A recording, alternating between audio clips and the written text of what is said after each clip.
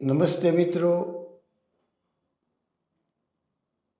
આપણી ભારતીય સંસ્કૃતિ અને ધર્મમાં પૂર્વજન્મ અને પુનર્જન્મની વાત પાયાના સિદ્ધાંત તરીકે નિરૂપિત થયેલી છે. તમામ અધ્યાત્મ ગ્રંથોમાં અને ધાર્મિક ગ્રંથોમાં ક્યાંક ને ક્યાંક પૂર્વજન્મની કે પછી તેના પુનર્જન્મની વાત આપણને નિરૂપિત થયેલી જોવા મળે છે. શ્રીમદ ભગવદ્ ગીતાના 4થા અધ્યાયના 5મા શ્લોકમાં ભગવાન શ્રી કૃષ્ણ અર્જુનને કહે છે, બહુની મે વ્યતીતાની જન્માની તવ ચાર્જુન તાન્યહમ વેદ સર્વાણી નત્વમ વેત્થ પરંતપ. હે પરંતપ અર્જુન, મારા અને તારા અનેક જન્મો વીતી ગયા છે. હું તે બધા વિશે જાણું છું, મને તે બધા યાદ છે, પણ તું તે ભૂલી ગયો છે.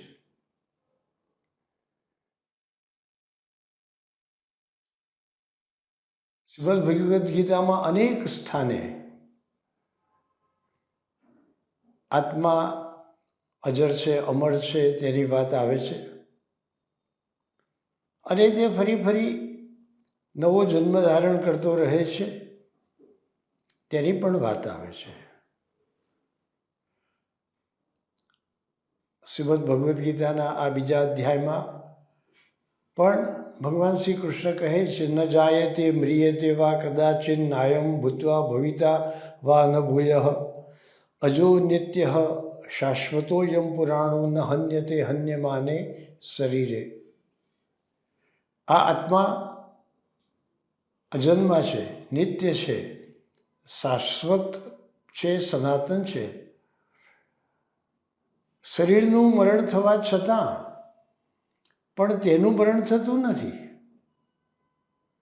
અને જેમ વસ્ત્ર જૂનું થાય અને માનવી નવું વસ્ત્ર ધારણ કરે, તેવી રીતે આ શરીર પણ કોઈ માંદગીને કારણે કે પછી કોઈ અગમ્ય કારણે પણ આ શરીરમાં રહેવાને યોગ્ય ન બને કે એ રહેવા ન માગતો હોય,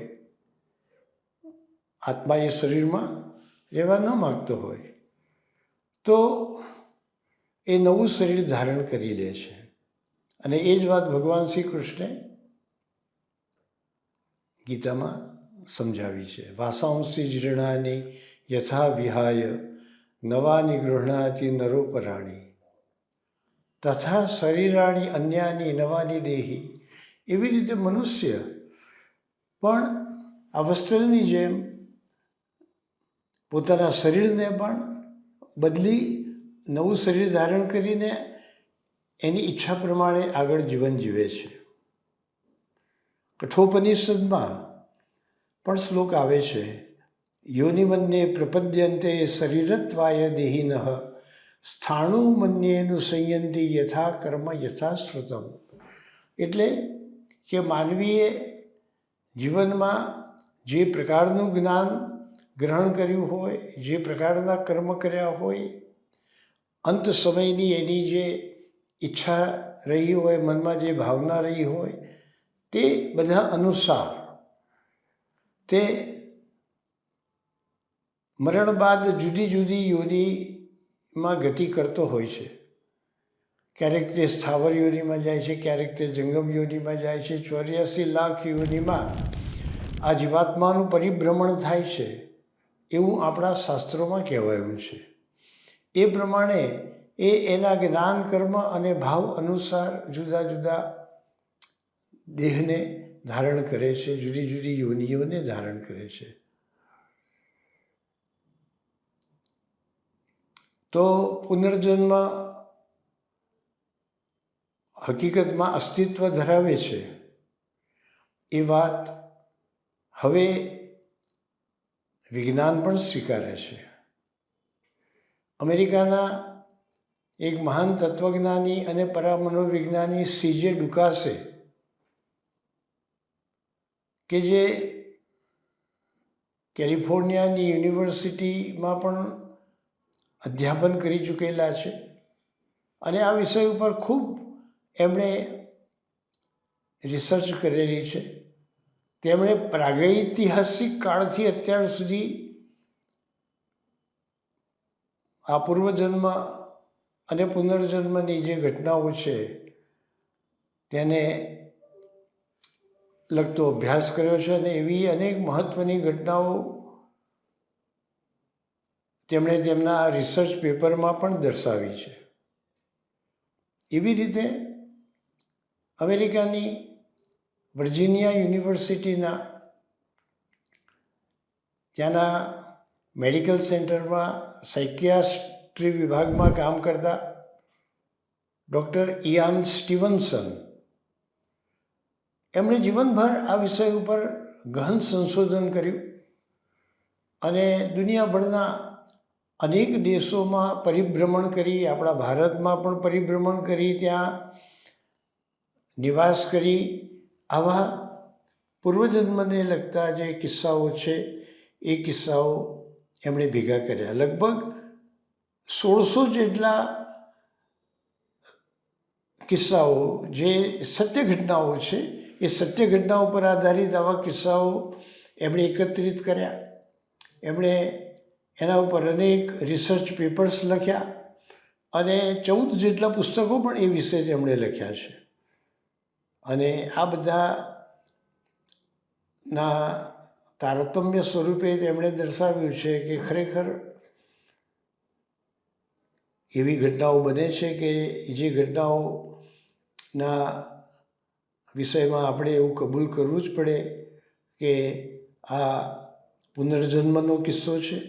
એ વ્યક્તિને પોતાનો પૂર્વજન્મ યાદ આવ્યો હોય ત્યારે એને બધી જ પૂર્વજન્મની વિગતો યાદ આવી જતી હોય છે અને તે જ્યારે નવો જન્મ થયો હોય ત્યારે એણે જે દર્શાવ્યું હોય તે બધું જ પૂર્વજન્મમાં બનેલું છે તેવું પુરવાર થતું હોય છે.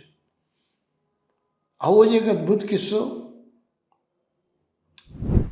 દિલ્હીમાં રહેતી શાંતિ દેવીનો છે. આ શાંતિ દેવીનો જન્મ 1926માં દિલ્હીમાં થયો હતો. એક મધ્યમ વર્ગીય કુટુંબમાં તેનો જન્મ થયો. બાળપણમાં તે પોતાના પૂર્વજન્મની વાતો કરતી, પણ લોકો એના તરફ ધ્યાન આપતા નહીં. 7 વર્ષની થઈ ત્યારે તેણે ફરી પાછી તે વાતો કરવાની ચાલુ કરી. લોકો એમ સમજતા કે ક્યાંકથી એણે આવું કંઈક સાંભળ્યું હશે અને એ પોતાની કલ્પનાથી અથવા એ જે સાંભળ્યું છે એના આધારે જાતે કંઈક નામ જોડીને આવું બધું કહેતી હશે.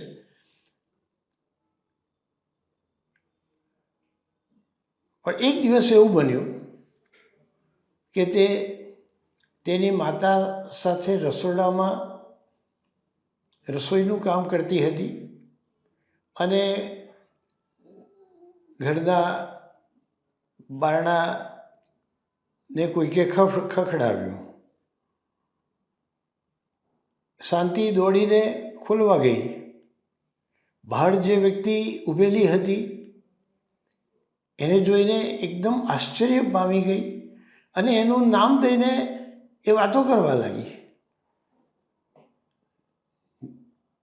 ઘરના બધા લોકો બારણા પાસે આવ્યા, જોયું તો બહાર તો સાવ કોઈ અપરિચિત વ્યક્તિ હતી. તે તો એમને ઓળખતા જ નહોતા. તો આ શાંતિ કોની સાથે વાતો કરે છે, શેની વાતો કરે છે? તે પૂછવા લાગ્યા કે તું અમને ઓળખે છે? તો કહે છે ઓળખું છું એમ નહીં, આ તો મારા પૂર્વજન્મના સગા છે. આ તો મારા પતિના પિતરાઈ ભાઈ, કાકાનો દીકરો.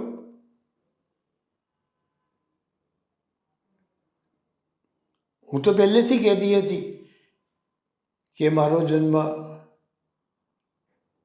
મથુરામાં થયેલો હતો. મથુરામાં મારું નામ લુડગી હતું અને મને બાળક આવવાનું હતું. તે પ્રસૂતિના સમયે મારું મરણ થયું હતું. મારી વાત તમે માનતા નહોતા, પણ હવે એમને જ પૂછી જુઓ.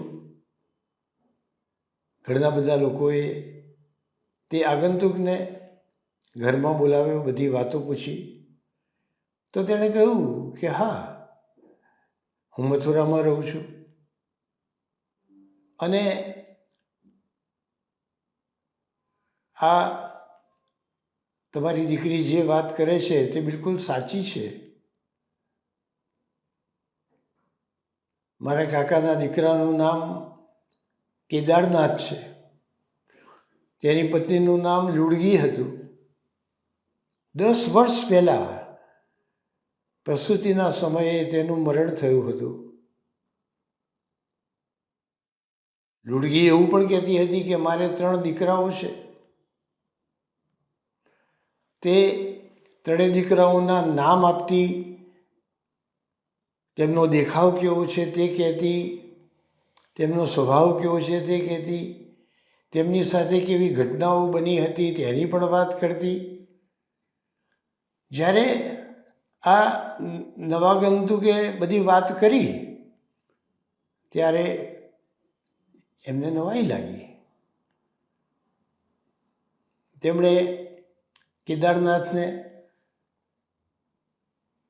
દિલ્હી બોલાવી લાવવા માટેની વાત જણાવી. કેદારનાથ જ્યારે દિલ્હીમાં શાંતિદેવીના ઘેર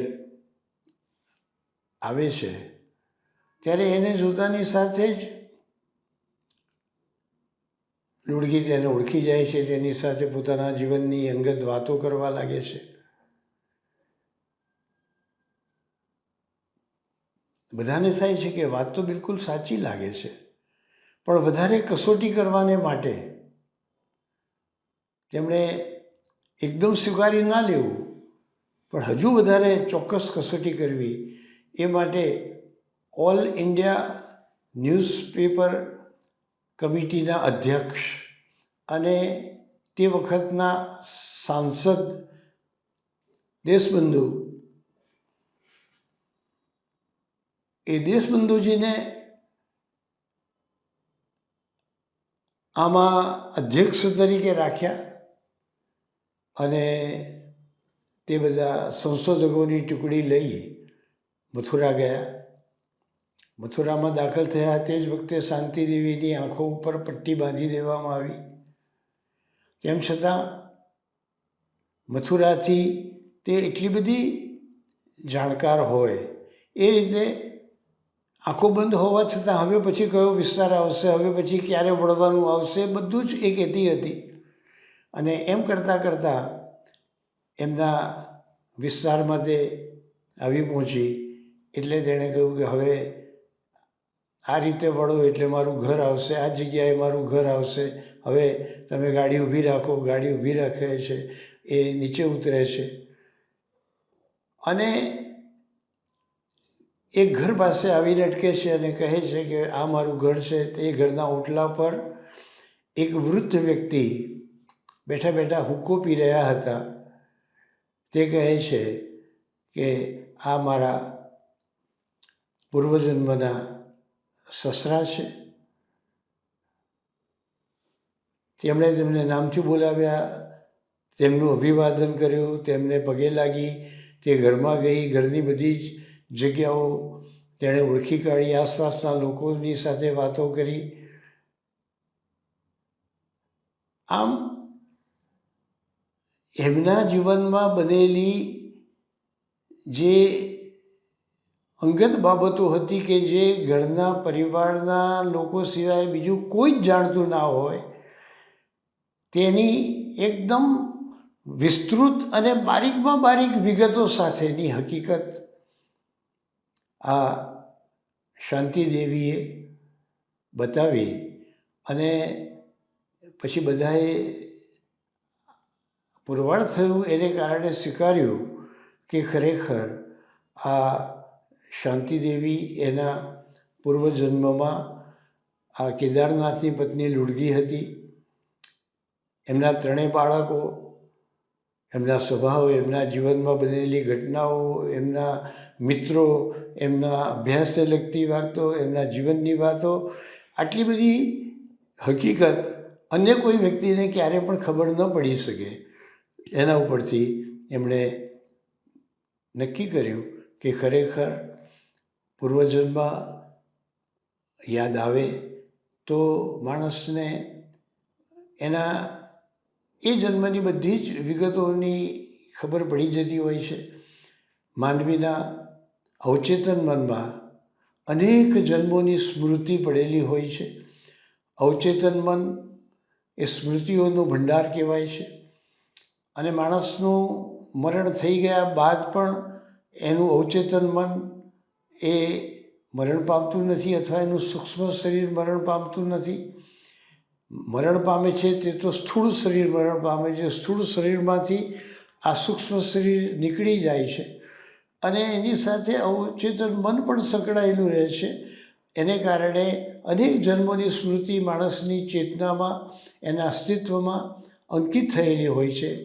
જેની વાત શ્રીમદ ભગવદ્ ગીતાના 15મા અધ્યાયમાં પણ ભગવાન શ્રી કૃષ્ણે કરી છે. શરીરમ યદવાપ્નોતિ યચ્ચાપ્યુત્ક્રામતીશ્વરઃ ગૃહીત્વૈતાની સંયાતિ વાયુર્ગંધા નિવાસયાત. જેવી રીતે માણસ પોતાનો દેહ છોડે છે ત્યારે એના આ બધા જ સંસ્કારો, એની આ બધી જ સ્મૃતિઓ એ પોતાના સૂક્ષ્મ શરીરમાં સાથે લઈ જાય છે. જેમ ફૂલ ઉપરથી પસાર થઈ જતો વાયુ, પવન, એ ફૂલની સુગંધને દૂર દૂર સુધી પોતાની સાથે લઈ જાય છે. એવી રીતે આ માનવીનું મન પણ જે તે જન્મની સ્મૃતિઓને અને એના અનુભવોને બીજા જન્મમાં, બીજા શરીરમાં પણ પોતાની સાથે લઈ જતો હોય છે. આ રીતે પૂર્વજન્મ અને પુનર્જન્મ એ હકીકત છે. એ વાત જે ધર્મશાસ્ત્રોએ, અધ્યાત્મશાસ્ત્રોએ કહી છે તેને હવેનું વિજ્ઞાન અને મનોવિજ્ઞાન પણ સ્વીકારવા લાગ્યું છે.